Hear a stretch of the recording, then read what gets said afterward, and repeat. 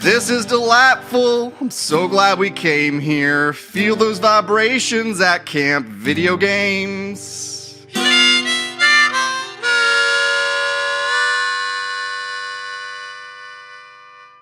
Hey paisanos, welcome to Camp Video Games. This is Captain Lou. And this is Junior Camp Counselor Josh. Just warning you that impersonation of an Italian American is considered a felony in this state. I'm being problematic. If found to be problematically what's the word I'm looking for? Super offensive. Super offensive. This Mushroom size. This is Junior Counselor Sean. I was just pulling your super leg there, campers.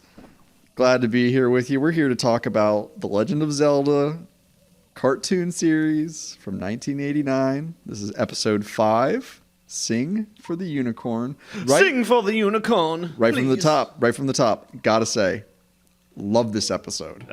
Big fan. Super fan. It's definitely the most, I don't know, say like narratively interesting pacing, the interesting pacing of the batch so far. Yeah, it's got a lot of action.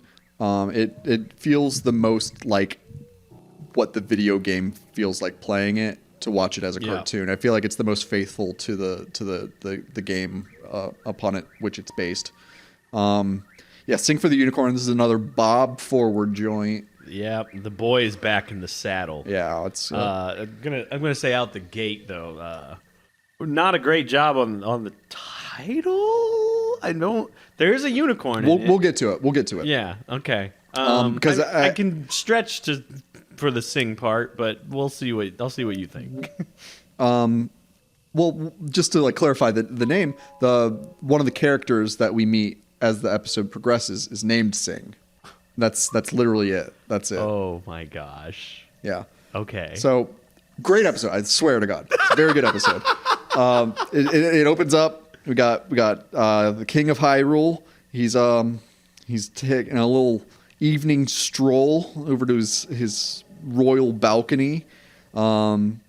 Seems like they just had a pretty big dinner because both the king and Link are both just patting their tummies, going, "Oh boy, that was a very full boys. I had a scrumptious meal."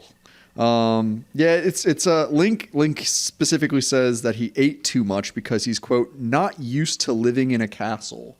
And I get it, it's like living at a buffet all the time. There's just unlimited food all over the place. I don't know, probably better than I hope it's better than buffet quality food. But Link, as he's been established throughout the series, he's more used to a vagabond's life. He's a rambling, gambling man, a rapscallion of the woods. Yeah, but so having unlimited food is something that would be easily overindulged. So I don't blame him there.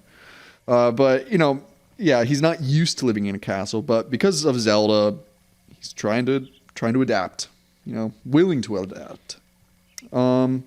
We get a flash of purple magic over in the forest, which means our boy Ganon, the pig boy, is coming, and he's this is one of the coolest shots of Ganon. he just comes flying out on a winged unicorn. I know we want to say it's a Pegasus, but this episode is called "Sing for the Unicorn." The show insists upon it being a unicorn. Yeah, and dude, there is some sort of for lack of a better term, some sort of meme magic going on with this entrance into the episode. Yeah, and the Ganon riding the Pegacorn unicorn Pegasus.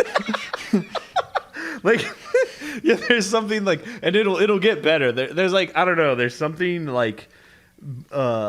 mimetically queer coded about it in this badass kind of way. you say Pegacorn. I guess you could get pegged by corn. It's I don't know. It's so campy and silly and over the top. It's in another world where it hit at just the right cultural moment. These shots of Ganon could have been sort of a queer power meme. Sure. Ganon, he's always wearing that purple robe. He's got some coding in there. But yeah, that's just such a cool radical, menacing shot of Love Ganon. it. He's got like those like gargoyle monsters flying around with him. So then we go back to Hyrule Castle, knowing now that some trouble is brewing outside the castle walls. But some trouble's brewing inside the castle walls too, isn't it? Yeah. You know, the king catches Link as he's about to like swing on a rope into Zelda's bedroom. Well, he's about to basically assault his daughter before bed. Yeah, and the king asks him what he's doing, and Link's very bluntly honest with him, which I thought, that's refreshing for Link. From the guy who pretended to have a cold to get out of doing his chores, Yeah. or from the guy who was like constantly gaslighting Zelda into telling her how much more danger they're actually in and how useful he is. Yeah. Like, he's just being very honest with the king. I wonder if it's just because he's like talking to a man instead of to Zelda. Yeah, I'm like, this reminds me of like the behavior of like one of my nephews who like Friend of the show. he's so funny. Like he'll be doing something like he knows he's not supposed to be doing, and then like if he gets caught, sort of be like if he says exactly what he's doing in an authoritative enough tone, like they'll like we'll be like, oh, of course you should be doing that behavior. Do you think that's learned behavior? I have no idea. It never works for him. Yeah, that's funny. So That's great. So yeah, Link says I was gonna try to like swing into Zelda's room and maybe get a kiss from her. The king, he's like, no, that won't work. You gotta give her flowers, Link. And he like plucks some flowers and gives them to Link, and then he basically just like slaps Link Lord. on the ass, which then has like begins the swinging motion. Like Link wasn't ready for it. Did he really slap him? Yeah, he maybe like pats him on the back or something, Yeah. but like it's shocking. It is shocking how laissez-faire the king of Hyrule is Hits him in about the back and he goes. his daughter's like innocence. Is just like I don't know. It makes something that happens later in this episode even more uncomfortable. Just I'm rolling with it. Yeah. I'm in. I'm in game. I'm game. There's this is a talking point that I want to bring up though. Okay, in a lot of like fantasy, especially like like medieval range area where we're dealing with like with monarchs, there's always going to be drama around the marriage of the daughter. Yeah. Right? Like that's a huge part of a lot of different like fantasy stories of the princess. There's nothing of that sort in The Legend of Zelda. I mean, we have had some prince drama in the White Knight episode that we've already covered. Yeah. But other than that, like, there's no talk of other kingdoms in which they would have to make a marriage for to secure an ally. There's nothing of that sort. Well, and even outside of the show, canonically, there's nothing ever super strongly implied between Link and Zelda romantically. Like No. Breath Well, of the Skyward Wild- Sword does some of that. There seems to be like some relationship drama between what's the red-haired guy? Is it Groot? Yeah, like between there's Link, this Zelda, tiny and Groot. little, yeah. Like where it's like he's jealous of Link because Zelda obviously favors him more. Yeah. But other than, I mean, I can't think of any like really like romantic intrigue that's really introduced it's not into them. really like a major part of the series, so it's just even more confusing how heavy-handed you see it in this cartoon.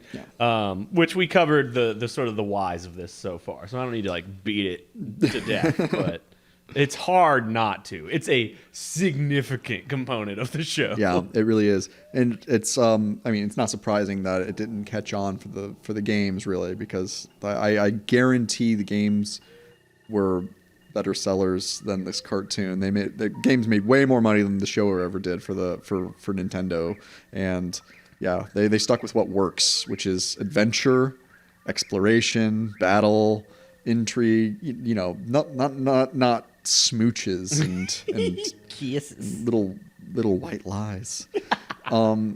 But okay, so Link, he apparently turns into a Looney Tune at this point. He falls into Zelda's room, and oh man, there's just that great there's a great freeze frame that we're gonna put up on the Instagram. Probably the greatest frame in the entire series happens when he lands in her bedroom. Falls through like I guess a table or something, and is like has this brief stunned moment where he's holding up the flowers for her. It's wonderful. Great. But guess what? Zelda, I wrote in my notes, she's DTK. She's down to kiss. But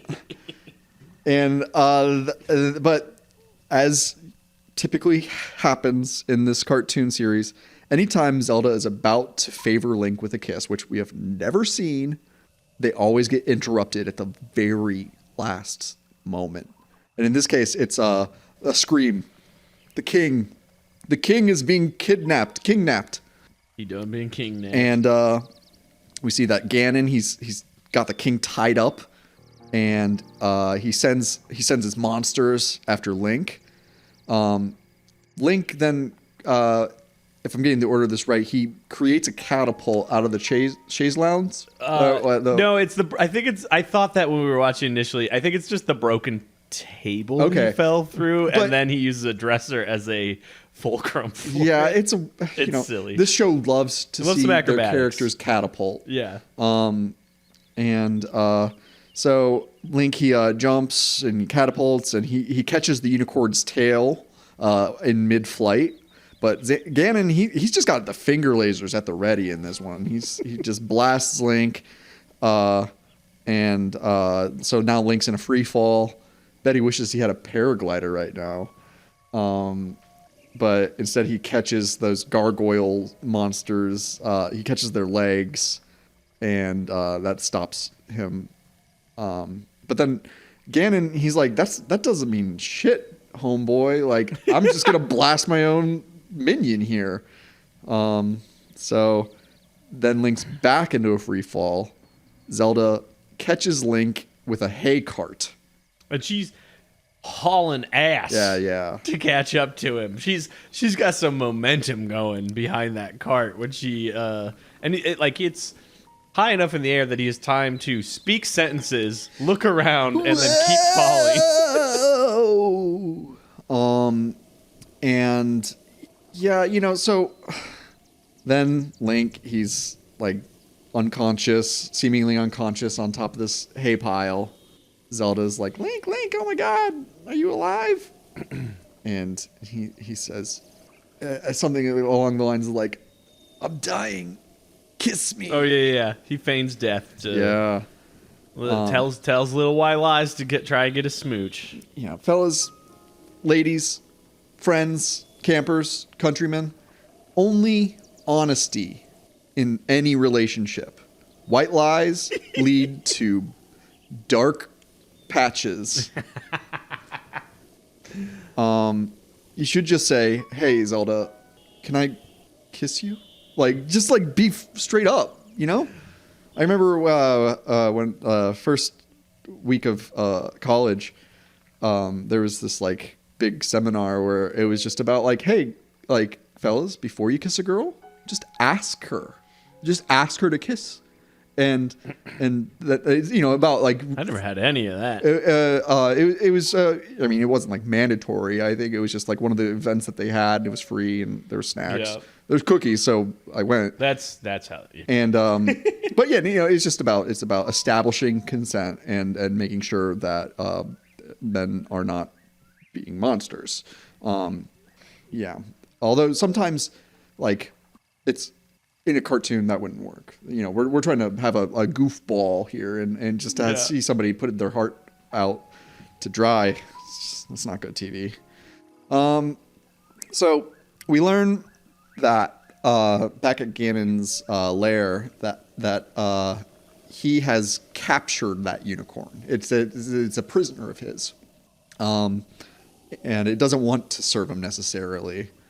Then Ganon drops a huge bombshell in this episode. He calls the king by his name. We learn the king of Hyrule's name in this one. It's Harkinian. Wow. It's so cool. Like, weird. What on earth? But yeah, as soon as I heard Ganon refer to the king by like first name, like, do these guys have like history? Like, do they have beef? Yeah. Like They've been personal beefing beef? for, I mean, generations at this point. Yeah, If we yeah. follow Zelda canon.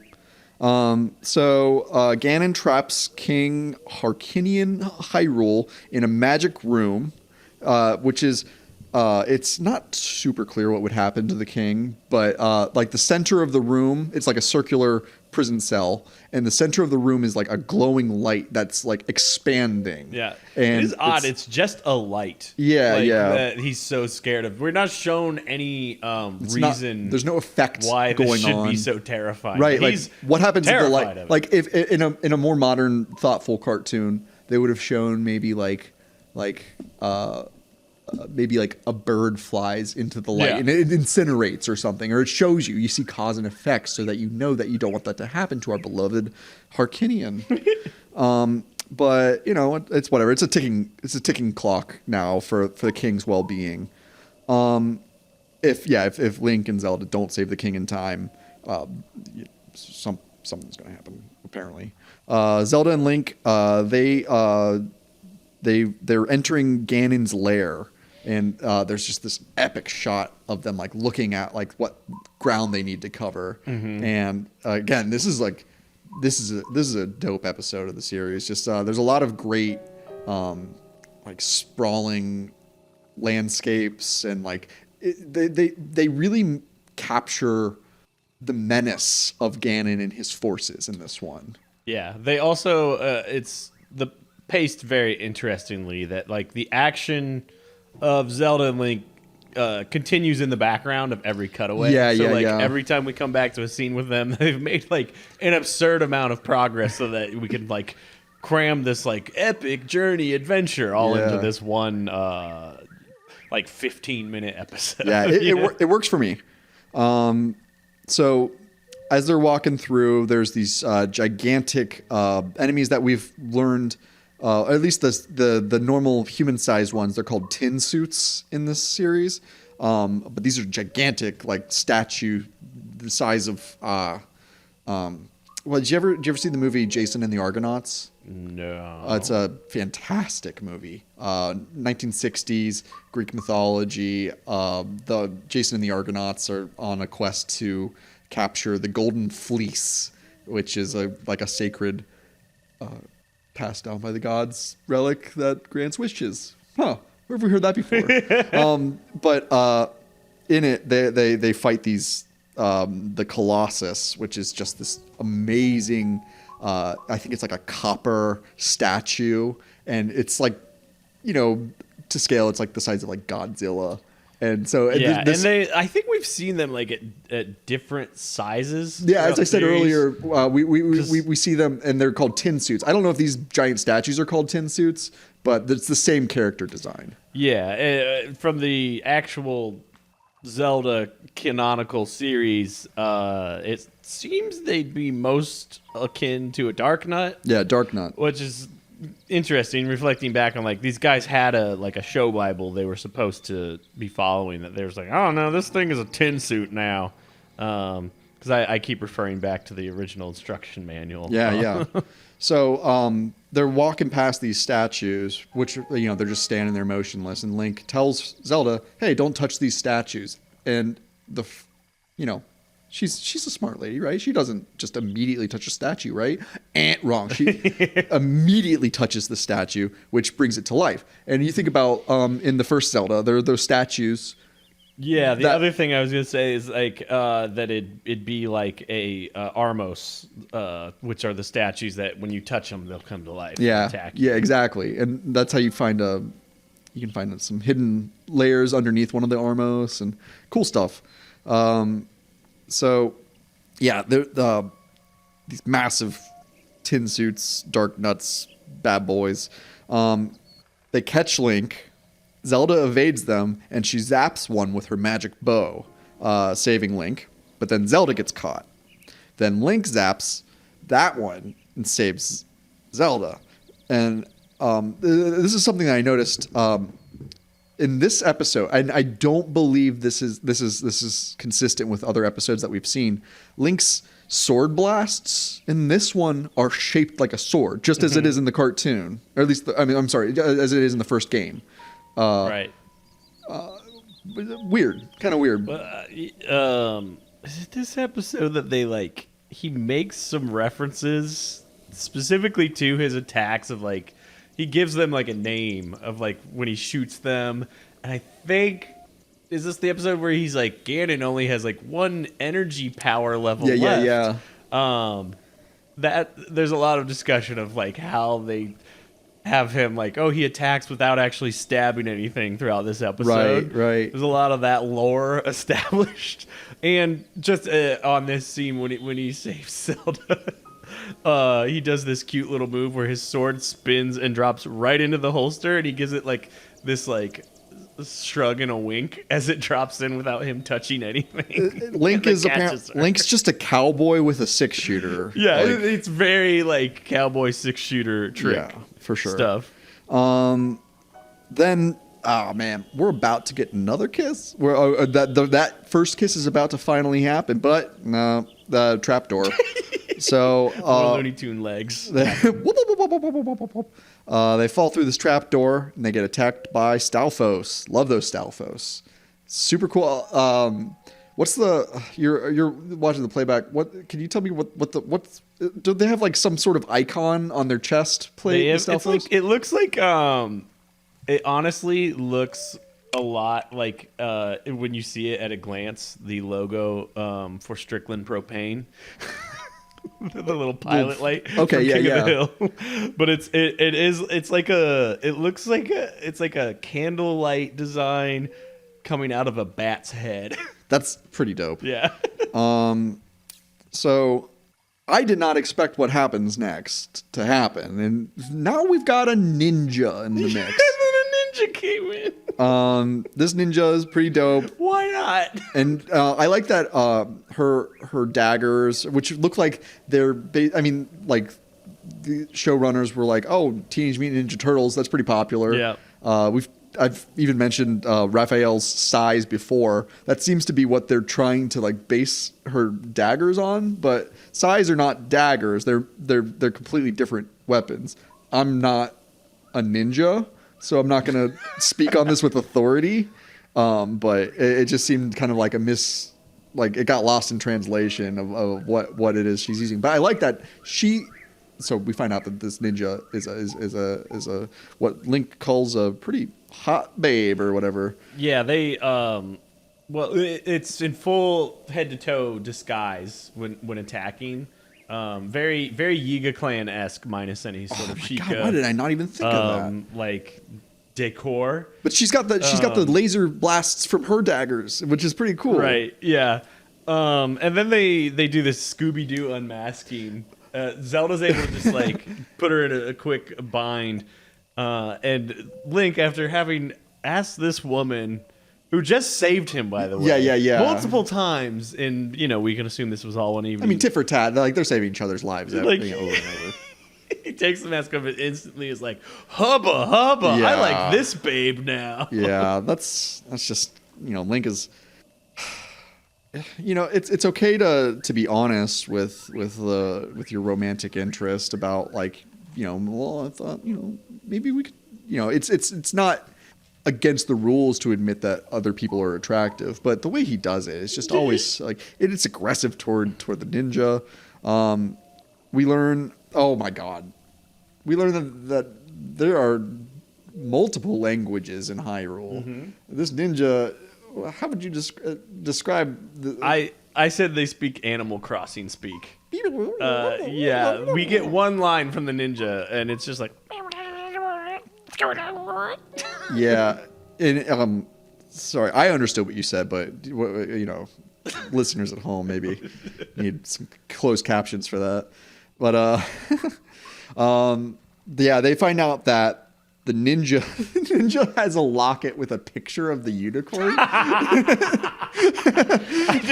didn't think about how silly that is until you like slowed down and like expressed it out loud. That's the point of camp video games, is to slow down and really break down what it is we were consuming in the 80s and beyond. Aside from lead water and too much sugar and kind of backwards media, but They join forces with the ninja. Zelda learns somehow that the ninja's name is Sing. So Sing Yeah. for the unicorn. It's- Whatever. It's whatever. Who was that one? Who was that great NPR host, Lakshmi Singh? Her name's Singh too. Well, Isn't that fascinating? we did cut away in the time between them being like, oh, this person speaks another language, and then the action was moved ahead off screen. Well, we got more awesome, menacing Ganon. Oh cuts. yeah. Ganon teleports into the king's cell. Describe what you're seeing there, because it's so fucking cool. There's a lot of weird, interesting stuff going on. So Ganon teleports in, defying gravity. He's at a 90-degree angle, just standing on the circular wall to the king while deliberating, his sentence or whatever. He's like He's basically taunting the king. Like, yeah. And there's just there's some points where like the animators like mess up the perspective, but like in a way that you're like, whatever, that's cool. I'm just like here. It's a kid show. I'm not like trying to get too nitpicky. Yeah. I'm just here for the ride. But there's like this over the shoulder of Ganon at a 90-degree angle to the king, who's standing against the wall, and it all looks like flat dimensionally, and it's just like, okay, it's a lot.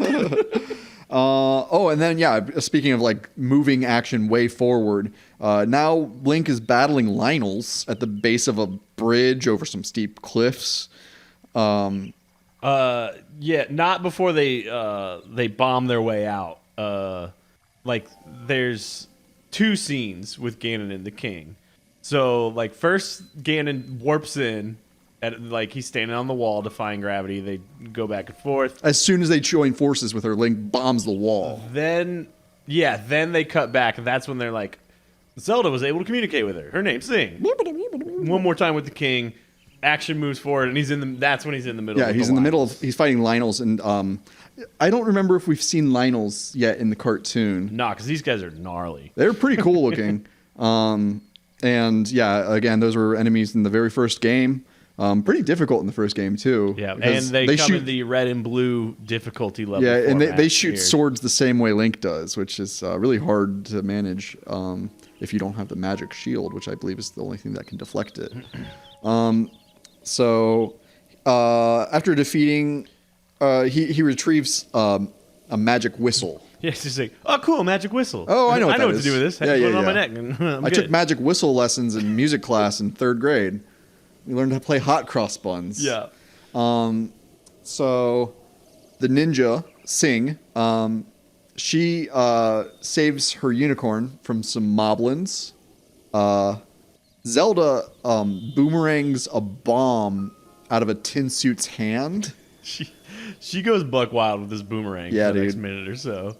So the bomb falls out of the tin suit's hand, blows a hole into the floor where he was standing, which just so happens to be right above where the king is being held prisoner. Could it really be any other way? Very convenient, because he's also got like 2 seconds left. Like the clock is really ticking on whatever's going to happen to him in that room. So Link and Ganon are like they're trading zaps on the bridge. Yeah, they square off on a big wood bridge. It's tight. It's so good.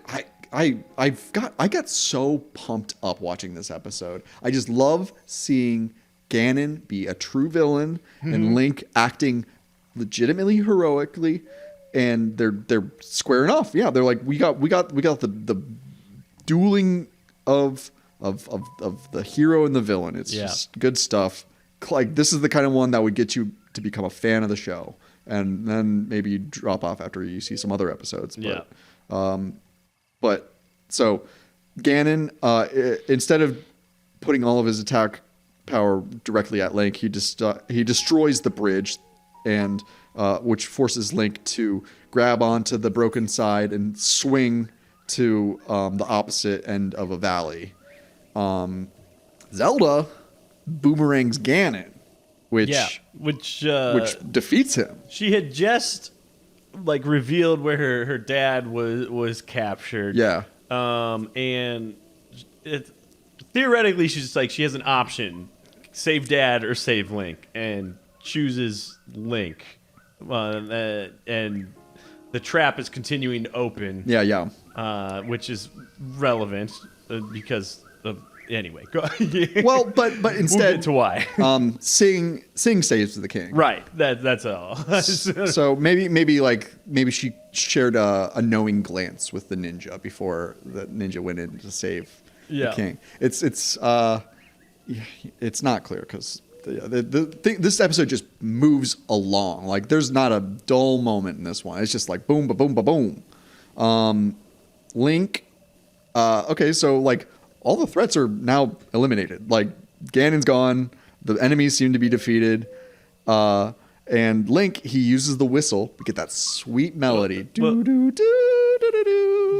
I don't know if it was just an excuse to use that sound because at this point, like you said, all threats have been eliminated, and your ally has a flying unicorn. He really didn't need it. He did not need the whistle. proven to be able to rescue people. I know. And he's just like, but you know, well, I got my magic whistle. It's got maybe a unicorn can only hold like at most 2 people on its back. I guess. I don't know. But so the whistle, keeping consistent with how it works in the first game, it creates a warp tornado that sucks Link up and Zelda, and they ride that tornado back home. Now, while they're in the tornado, Link tries to get another smooch. So I think this is smooch attempt number 3. I think it's number 3 at this point. And Zelda says that she is too dizzy for a kiss. Yeah, they're able to have just like calm, normal conversation, but they're just in this swirling vortex. Yeah. And Zelda just sounds really, really just put, she's going through the wash there. She's dizzy. She's not feeling romantic, to say the least. And then Sing and the unicorn, they ride off into the night sky. But first, our piggy boy and his piggy pals gives us a classic villain reset for next week. Link and Zelda. Which I think I was like begging for in the last episode or two. Oh, and we get it. I love when the villains vow revenge. Yeah. And like they might as well say like, "Stay tuned for the next episode." And he has he's also got the his whole army of all the villains we saw throughout the episode are lined up in front of him, in front of the evil jar. The evil jar, He's man. resummoned them all. That's it. That's the episode. It's man. I'm feeling real good right now. I'm ready to go on an adventure myself. Maybe I'll swing into my wife's bedroom and try to get a kiss. Campers, just remember, only if they say it's okay. Yes. There's a great, I guess, in the Fifth Element, there's a scene where Bruce Willis is about to like lean in to give Mila Jovovich's character a kiss while she's unconscious on a table. And like she like smacks him and says, "Never without my permission." And that should really be a motto for Zelda as well. Yeah. Although I guess Link's never trying to like force himself on her. He's always just like, "Come on, babe, let's kiss." Yes. Because I guess if that'd be a bridge too far. Right. Link becomes too problematic. Campers, that's episode 5 of The Legend of Zelda. We're glad you could join us. It's always a blast going through these weird old cartoons based on video games and trying to make some sense of the world out of it. The world, it's falling apart around us, but we at least got The Legend of Zelda. Yeah, you always got your games. And we always got each other, don't we, junior counselor? That's right. Oh, that's right. Hey, Josh, can I kiss you? Maybe next time. I'll get you next time. Thanks for hanging out with us, campers. We're always glad to have you. If you'd like to let us know, what your favorite episode of the Legend of Zelda cartoon series is, why don't you give me an email, campvideogames@gmail.com. Follow us along on Instagram @campvideogames. We're here whether you like it or not, we're talking about this stuff, the real issues. You can't stop me. Thanks, guys and gals. If you'd like to write to us, send a message to campvideogames@gmail.com and follow us on Instagram @campvideogames. If you want to become a real happy camper, you can support Camp Video Games on Patreon. For $5 a month, you'll be granted access to even more discussions about movie-based video games, game-based movies, full-length commentaries, playthroughs, and more. Whether you sign up or not, we're glad to have you here at Camp Video Games.